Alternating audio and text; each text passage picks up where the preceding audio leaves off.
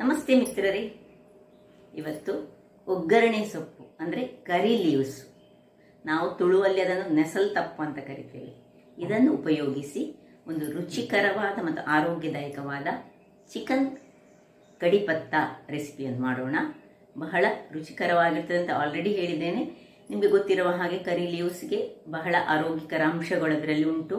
ಡೈಜೆಷನ್ಗಂತೂ ಹೇಳಿ ಮಾಡಿಸಿದಂಥದ್ದು, immunity boosters ಹಾಗಿರುವಾಗ ಈ ಚಿಕನನ್ನು ಹೆಚ್ಚು ಈ ಕರಿ ಲೀವ್ಸನ್ನು ಹಾಕಿ ಮಾಡಿದರೆ ಬಹಳ ರುಚಿಕರವಾಗಿ ಸಹ ಬರ್ತದೆ ಮತ್ತು ಒಳ್ಳೆ ಡೈಜೆಷನ್ ಆಗ್ತದೆ.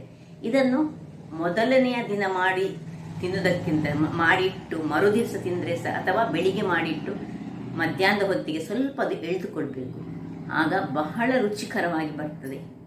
ಹಾಗಿರುವಾಗ ಈ ಒಂದು ರುಚಿಕರವಾದ ಚಿಕನ್ ರೆಸಿಪಿಯನ್ನು ಹೇಗೆ ಮಾಡುವುದು ಎಂದು ನೋಡುವ ಮೊದಲು, ಯಾರೆಲ್ಲ ನನ್ನ ಚಾನಲನ್ನು ನೋಡ್ತಿದ್ದೀರಿ, ಯಾರೆಲ್ಲ ಇನ್ನೂ ಸಬ್ಸ್ಕ್ರೈಬ್ ಮಾಡಿಲ್ಲ, ದಯವಿಟ್ಟು ಸಬ್ಸ್ಕ್ರೈಬ್ ಮಾಡಿ ಸಪೋರ್ಟ್ ಮಾಡಿ ಅಂತ ಹೇಳುತ್ತಾ ಬನ್ನಿ. ಈ ಚಿಕನ್ ಕಡಿಪತ್ತ ರೆಸಿಪಿ ಒಂದು ಡಿಫ್ರೆಂಟ್ ಸ್ಟೈಲ್. ಯಾವಾಗಲೂ ಒಂದೇ ಲಕ್ಕ ತಿನ್ನೋದಕ್ಕಿಂತ ಇಂತಹ ಒಂದು ವಿವಿಧ ರೀತಿಯ ಚಿಕನ್ ಕರಿಗಳನ್ನು ಮಾಡಿದರೆ ಬಹಳ ಉತ್ತಮ. ಹೇಗೆ ಮಾಡುವುದು ಎಂದು ನೋಡೋಣ. ಮಿತ್ರರೇ, ಇವತ್ತು ಈ ಕರಿ ಲೀವ್ಸ್ ಅನ್ನು ಯೂಸ್ ಮಾಡಿ ನಾವು ಈ ಚಿಕನ್ನ ಕಡಿಪತ್ತ ಚಿಕನ್ ಮಾಡುವ. ಬಹಳ ರುಚಿಕರವಾಗಿರ್ತದೆ ಮತ್ತು ಆರೋಗ್ಯಕ್ಕೆ ಸಹ ಬಹಳ ಉತ್ತಮ.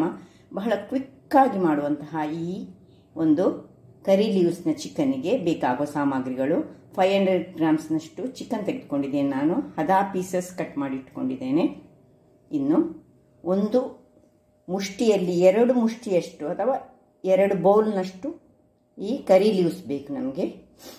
ಮತ್ತು 2 ನೀರುಳ್ಳಿ, 1 ಟೊಮ್ಯಾಟೊ, ಒಂದು ಸಣ್ಣ ಒಂದು ಅರ್ಧ ಇಂಚಿನಷ್ಟು ಶುಂಠಿ, 5-6 ಎಸಳುಗಳಷ್ಟು ಬೆಳ್ಳುಳ್ಳಿ, ಅರ್ಧ ಚಮಚದಷ್ಟು ಜೀರಿಗೆ, 1/2 ಚಮಚದಷ್ಟು ಕೊತ್ತಂಬರಿ ಪುಡಿ, 2 ಚಮಚದಷ್ಟು ಮೆಣಸಿನ ಪುಡಿ. ಇದು ನಿಮಗೆ ಖಾರಕ್ಕೆ ತಕ್ಕಷ್ಟು, ನೀವು ಬೇಕಿದ್ದರೆ ಹೆಚ್ಚು ಕಮ್ಮಿ ಮಾಡ್ಬೋದು. ಈ 1/4 ಚಮಚದಷ್ಟು ನಮಗೆ ಈ ಗರಂ ಮಸಾಲೆ, ಅಥವಾ ಅರ್ಧ ಚಮಚ ಸಹ ಸಾಕು. ಅಥವಾ ನೀವು ಚಿಕನ್ ಪೌಡರ್ ಇದ್ದರೆ, ನಿಮ್ಮ ಹತ್ರ ಚಿಕನ್ ಮಸಾಲ ಪೌಡರ್ ಇದ್ದರೆ ಅದನ್ನು ಸಹ ಯೂಸ್ ಮಾಡ್ಬೋದು. ಅಥವಾ ಗರಂ ಮಸಾಲೆ ಆದರೆ ಖಾಲಿ ಅರ್ಧ ಚಮಚ ಸಾಕು. ಇಲ್ಲಿ ಸ್ವಲ್ಪ ನಾನು ಕುಟ್ಟಿಟ್ಟುಕೊಂಡಿದ್ದೇನೆ ಯಾವುದಾದ್ರು ಕರಿಮೆಣಸನ್ನು, ಮತ್ತು ಸ್ವಲ್ಪ ಹಳದಿ, ಮತ್ತು ಸ್ವಲ್ಪ ತುಪ್ಪದ ಬದಲು ಎಣ್ಣೆ ಸಹ ನೀವು ಯೂಸ್ ಮಾಡ್ಬೋದು. ಹಾಗಾದರೆ ಈ ಹೇಗೆ ಮಾಡುವುದೆಂದು ನೋಡೋಣ.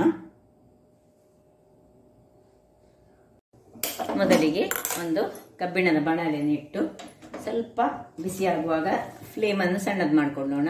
ನೋಡಿ, 2 ಹಿಡಿಯಷ್ಟು ನಾವು ಈ ಕರಿಬೇವನ್ನು ಚೆನ್ನಾಗಿ ಇದರಲ್ಲಿ ಫ್ರೈ ಮಾಡಿಕೊಳ್ಳೋಣ. ಏನು ಎಣ್ಣೆ ಎಲ್ಲ ಹಾಕೋದು ಬೇಡ, ಡ್ರೈ ಆಗಿ ರೋಸ್ಟ್ ಮಾಡಿಕೊಳ್ಳೋದು. ಇದು ಒಳ್ಳೆ ಕ್ರಿಸ್ಪಿ ಆಗಬೇಕು. ವೀಕ್ಷಕರೇ ನೋಡಿ, ಇಷ್ಟು ಫ್ರೈ ಆಗುವಾಗ ನೋಡಿ, ಇದು ಕ್ರಿಸ್ಪಿ ಆಗಲಿಕ್ಕೆ ಆಗುವಾಗ ಇದನ್ನು ತೆಗೆದು ಕೆಳಗಿಟ್ಕೊಳ್ಳೋಣ. ಇದು ಸ್ವಲ್ಪ ತಣ್ಣಗಾಗಬೇಕು. ಅಷ್ಟೊತ್ತಿಗೆ ಇಲ್ಲಿ ನಾವು ಒಂದು ಬಾಣಲೆಯನ್ನು ಇಟ್ಕೊಳ್ಳೋಣ. ಬಾಣಲೆಯನ್ನು ಇಟ್ಕೊಂಡು ಸ್ವಲ್ಪ ಇದಕ್ಕೆ ತುಪ್ಪ ಹಾಕ್ಕೊಳ್ತಿದ್ದೇನೆ ನಾನು.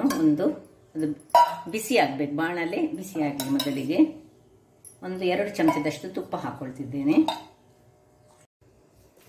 ಇದರಲ್ಲಿ ಸ್ವಲ್ಪ ಪುನಃ ಕರಿಬೇವನ್ನು ಹಾಕ್ಕೊಂಡು ಫ್ರೈ ಮಾಡ್ಕೊಳ್ಳೋಣ.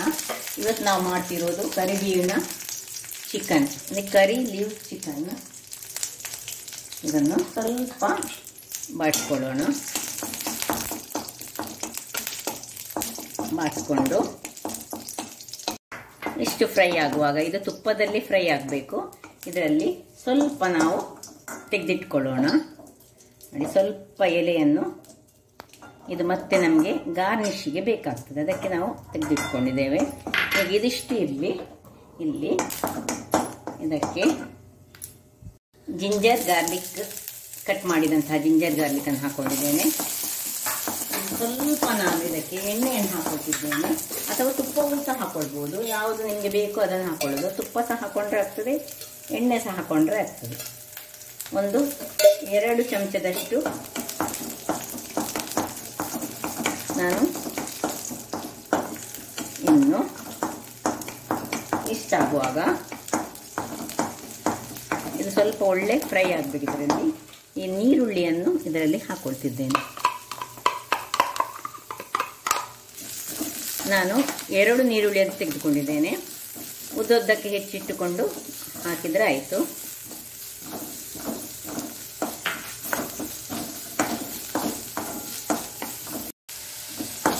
ಆನಿಯನ್ ಸ್ವಲ್ಪ ಬಾಡಬೇಕು. ಒಳ್ಳೆ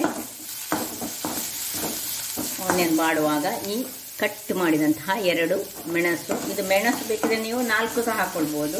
ನಿಮಗೆ ಸ್ವಲ್ಪ ಖಾರ ಹೆಚ್ಚಿನವರು 4 ಸಹ ಹಾಕ್ಕೊಳ್ಬೋದು.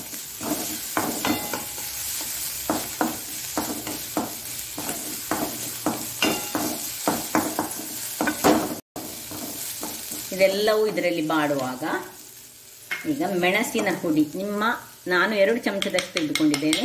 ನಿಮಗೆ ಬೇಕಿದ್ರೆ ಹೆಚ್ಚು ತೆಗೆದುಕೊಳ್ಬೋದು. ಸ್ವಲ್ಪ ಖಾರ ಹೆಚ್ಚಿನವರು ಹೆಚ್ಚು ತೆಗೆದುಕೊಳ್ಬೋದು. ನಾನು 2 ಸ್ಪೂನಿನಷ್ಟು ತೆಗೆದುಕೊಂಡಿದ್ದೇನೆ. ಇನ್ನು 1.5 ಸ್ಪೂನ್ನಷ್ಟು ಕೊತ್ತಂಬರಿಯ ಪುಡಿ,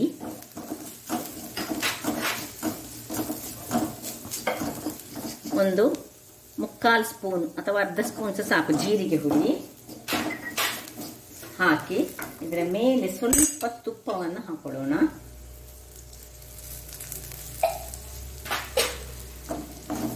ಅದು ತುಪ್ಪದಲ್ಲಿಯೇ ಆ ಪೌಡರ್ಗಳು ಸ್ವಲ್ಪ ಫ್ರೈ ಆಗಬೇಕು.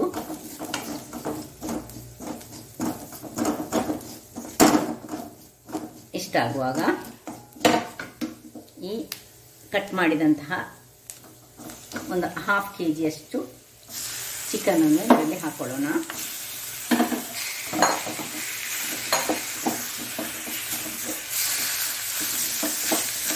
ಒಳ್ಳೆ ಇದನ್ನು ಇದರಲ್ಲಿ ತಿರುಗಿಸಿಕೊಳ್ಬೇಕು.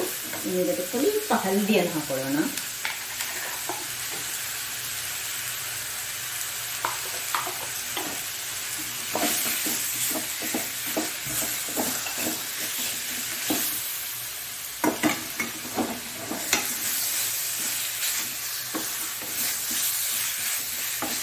ಉರಿ ಸ್ವಲ್ಪ ಸಣ್ಣದಿರಲಿ. ಇದರಲ್ಲಿ ಸ್ವಲ್ಪ ತಿರುಗಿಸ್ಕೊಳ್ಬೇಕು ಇದನ್ನು ಚೆನ್ನಾಗಿ.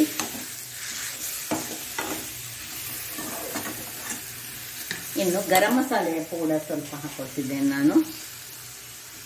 ಅಥವಾ ನಿಮ್ಮ ಹತ್ರ ಗರಂ ಮಸಾಲೆ ಪೌಡರ್ ಇಲ್ಲದಿದ್ರೆ ಚಿಕನ್ ಮಸಾಲ ಪುಡಿ ಸಹ ಹಾಕೊಳ್ಬೋದು.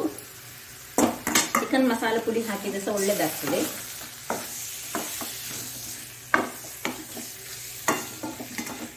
ಇನ್ನು ಲಿಂಬೆ ಹುಳಿಯನ್ನು ಇದಕ್ಕೆ ಹಿಂಡಿಕೊಳ್ತಿದ್ದೇನೆ ನಾನು. ಒಂದು ಅರ್ಧ ಲಿಂಬೆಯನ್ನು ಇದಕ್ಕೆ ಹಿಂಡಿಕೊಳ್ಳೋಣ. ಅಥವಾ ಮೊದಲೇ ರಸ ತೆಗೆದು ಸಹ ನೀವು ಇಟ್ಟುಕೊಂಡು ಅದನ್ನು ಹಾಕೊಳ್ಬೋದು.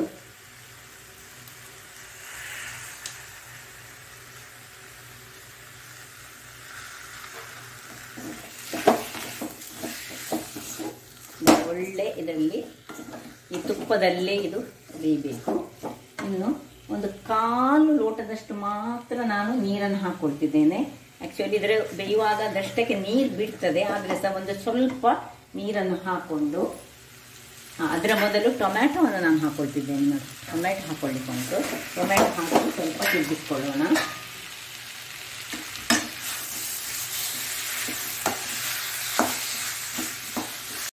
ಟೊಮ್ಯಾಟೊ ಹಾಕಿ ಸ್ವಲ್ಪ ಹೀಗೆ ತಿರುಗಿಸಿಕೊಂಡು ಇನ್ನು ಸ್ವಲ್ಪ ಉಪ್ಪನ್ನು ಸೇರಿಸ್ಕೊಳ್ತಿದ್ದೇನೆ ನಾನು.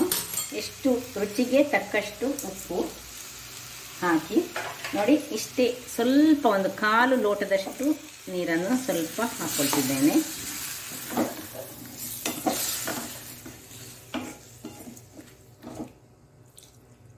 ಕಾಲು ಲೋಟದಷ್ಟು ನೀರನ್ನು ಹಾಕ್ಕೊಂಡು ಇದನ್ನು ಮುಚ್ಚಳ ಮುಚ್ಚಿ ಬೇಯಿಸ್ಕೊಳ್ಳೋಣ.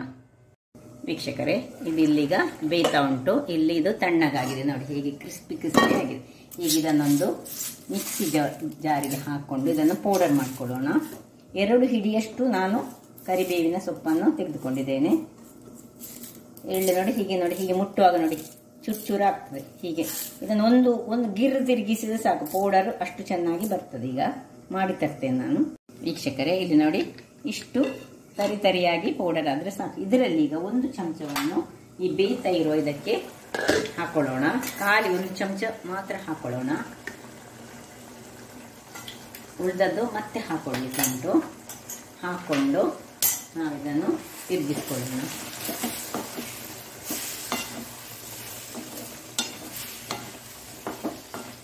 ಪರಿಮಳ ಬಹಳ ಚೆನ್ನಾಗಿ ಬರ್ತದೆ. ಕರಿಬೇವು ಅದು ರೋಸ್ಟ್ ಮಾಡಿದಂತಹ ಕರಿಬೇವು ನೋಡಿ, ಈಗ ಕಲರ್ ಸ್ವಲ್ಪ ಕಪ್ಪಾಗ್ತಾ ಬಂತು. ಇನ್ನು ಪುನಃ ಇದು ಫುಲ್ ಬೇಯಬೇಕು. ಚಿಕನ್ ಬೇಯುವ ತನಕ ನಾವು ಇದನ್ನು ಮುಚ್ಚಿಕೊಂಡು ಇಟ್ಕೊಳ್ಳೋಣ ಒಂದು 2 ನಿಮಿಷ. ವೀಕ್ಷಕರೇ, ಇಲ್ಲಿ ನೋಡಿ ಚಿಕನ್ ಸಾಧಾರಣ ಬೇಯ್ತಾ ಬಂತು. ಇದು ಚಿಕನ್ ಬೆಂದಾದ್ಮೇಲೆ ಈಗ ನಾವು ಈ ಪೆಪ್ಪರ್ ಪೌಡರನ್ನು ನೋಡಿ, 1 ಚಮಚದಷ್ಟು ಪೆಪ್ಪರ್ ಪೌಡರನ್ನು ಹಾಕಿ ಇದನ್ನು ಚೆನ್ನಾಗಿ ನಿಧಾನಕ್ಕೆ ಹೀಗೆ ತಿರುಗಿಸ್ಕೊಳ್ಳೋಣ.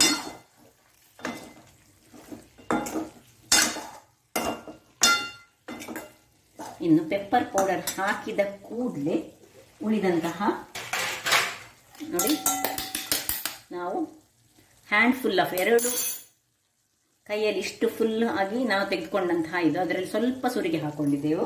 ಕರಿಬೇವಿನ ಸೊಪ್ಪನ್ನು ನಾನು ಪೌಡರ್ ಮಾಡಿಟ್ಕೊಂಡದ್ದು. ತುಂಬ ಪೌಡರ್ ಆಗಬೇಕಂತ ಇಲ್ಲ, ಸ್ವಲ್ಪ ಇದ್ದರೆ ಸುಂದರ. ನೋಡಿ, ಹೀಗೆ ಮಾಡಿ ಸಣ್ಣ ಉರಿಯಲ್ಲಿಟ್ಟು ಇದನ್ನು ಸ್ವಲ್ಪ ಹೊತ್ತು ಹೀಗೆ ತಿರುಗಿಸ್ಕೊಳ್ಳೋಣ ಚೆನ್ನಾಗಿ.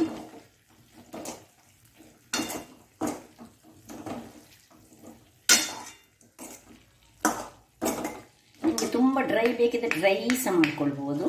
1 ನಿಮಿಷಗಳ ಕಾಲ ಇದಕ್ಕೆ ಮುಚ್ಚಳವನ್ನು ಮುಚ್ಚಿಕೊಳ್ಳೋಣ ನಾವು.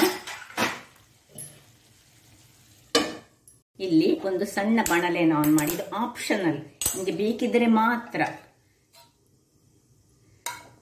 2 ಚಮಚದಷ್ಟು ತುಪ್ಪವನ್ನು ಹಾಕೊಂಡಿದ್ದೇನೆ. ಮತ್ತೆ ನೋಡಿ, ಒಂದು 10 ಗೇರು ಬೀಜವನ್ನು ನಾನು ಫ್ರೈ ಮಾಡ್ತಾ ಇದ್ದೇನೆ. ಗೇರು ಬೀಜ ಸ್ವಲ್ಪ ಫ್ರೈ ಆಗುವಾಗ ಅದಕ್ಕೆ ಒಂದು 2 ರೆಡ್ ಚಿಲ್ಲೀಸ್, ಇದು ನಿಮಗೆ ಬೇಕಿದ್ದಷ್ಟು 2 ರೆಡ್ ಚಿಲ್ಲೀಸ್ ಹಾಕಿ ನಾವು ಆಗ ಸ್ವಲ್ಪ ತೆಗೆದಿಟ್ಟುಕೊಂಡಂತಹ ಇದನ್ನು ಆಫ್ ಮಾಡ್ಕೊಳ್ಳೋಣ. ಇದನ್ನು ಇದರಲ್ಲಿ ಹಾಕ್ಕೊಳ್ತಿದ್ದೇನೆ. ಫ್ರೈ ಮಾಡಿದಂತಹ ಕರಿಬೇವಿನ ಸೊಪ್ಪು. ಈಗ ಇದನ್ನು ಡೈರೆಕ್ಟಾಗಿ ತೆಗೆದುಕೊಂಡು ಇದಕ್ಕೆ ಶಿಫ್ಟ್ ಮಾಡ್ಕೊಳ್ಳೋಣ. ಆಯಿತು. ಇಲ್ಲೀಗ ನಮ್ಮ ಚಿಕನ್ ಕರಿ ಲೀವ್ ಕರಿ, ಕಡಿಪತ್ತ ಚಿಕನ್ ಅಂತ ಹೇಳ್ತಾರೆ ಇದಕ್ಕೆ. ಕಡಿಪತ್ತ ಚಿಕನ್ ರೆಡಿಯಾಗಿದೆ. ನಾನೀಗ ಆಫ್ ಮಾಡ್ಕೊಳ್ತಿದ್ದೇನೆ. ನೋಡಿ, ಸರ್ವಿಂಗ್ ಟೈಮ್. ವೀಕ್ಷಕರೇ, ಚಿಕನ್ ಕಡಿಪತ್ತ ರೆಡಿಯಾಗಿದೆ.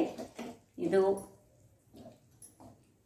ನಾನು ಸ್ವಲ್ಪ ನನ್ನ ಸ್ಟೈಲಲ್ಲಿ ಚೇಂಜ್ ಮಾಡಿದಂತಹದ್ದು. ಇದನ್ನು ನಾನೊಂದು ನನ್ನ ಫ್ರೆಂಡ್ ಒಬ್ಬ ನನಗೆ ಹೇಳಿದಂತಹದ್ದು. ಮತ್ತು ಇದನ್ನು ಹೆಚ್ಚಾಗಿ ನನ್ನ ಮಗಳು ಮಾಡ್ತಾಳೆ. ಅವಳಿಗೆ ಇದು ಬಹಳ ಖುಷಿ. ಸಿಂಪಲ್ ಆಗಿ ಕ್ವಿಕ್ ಆಗಿ ಮಾಡುವಂತಹದ್ದು. ಅದರಿಂದಾಗಿ ನೋಡಿ, ಇದು ಬಹಳ ರುಚಿಯಾಗಿ ಸಹ ಬರ್ತದೆ. ನಾವು ಚಿಕನ್ ಕಡಿಪತ್ತದ ಬದಲು ಕಡಿಪತ್ತ ಅಂತ ಹಿಂದಿಯಲ್ಲಿ ಹೇಳುದು. ಚಿಕನ್ ಬೇವುರೆಯ ಅಥವಾ ಚಿಕನ್ ಬೇವಿನ ಸೊಪ್ಪು, ಚಿಕನ್ ನೆಸಲ್ ತಪ್ಪು ತುಳುವಲ್ಲಿ ಏನು ಸಹ ಕರಿಬಹುದು. ಬಹಳ ರುಚಿಕರವಾಗಿ ಬರ್ತದೆ. ಒಂದು ಸೈಡ್ ಡಿಶ್ ಆಗಿ ಸಹ ಯೂಸ್ ಮಾಡಬಹುದು, ಅಥವಾ ಗಂಜಿಗಂತೂ ಬಹಳ ಚೆನ್ನಾಗಿ ಬರ್ತದೆ. ನೋಡಿದ್ರಲ್ಲ ವೀಕ್ಷಕರೇ, ಎಷ್ಟು ಕ್ವಿಕ್ ಆಗಿ ಮಾಡುವಂತಹ ಈ ಒಂದು ರೆಸಿಪಿಯನ್ನು ನಾನು ನಿಮಗೆ ಮಾಡಿ ತೋರಿಸಿದ್ದೇನೆ. ಹಾಗಾದರೆ ನನ್ನ ಈ ಕುಕಿಂಗ್ ಚಾನಲ್ ನಿಮಗೆ ಇಷ್ಟ ಆದರೆ ಬೋಳೂರು ಸುವರ್ಣ ಚಾನಲನ್ನು ಲೈಕ್ ಮಾಡಿ, ಶೇರ್ ಮಾಡಿ ಹಾಗೂ ಸಬ್ಸ್ಕ್ರೈಬ್ ಮಾಡಿ. ಹಾಗೂ ನನ್ನ ಇನ್ಸ್ಟಾಗ್ರಾಮ್ ಪೇಜನ್ನು ಫಾಲೋ ಮಾಡಿ. ಧನ್ಯವಾದಗಳು.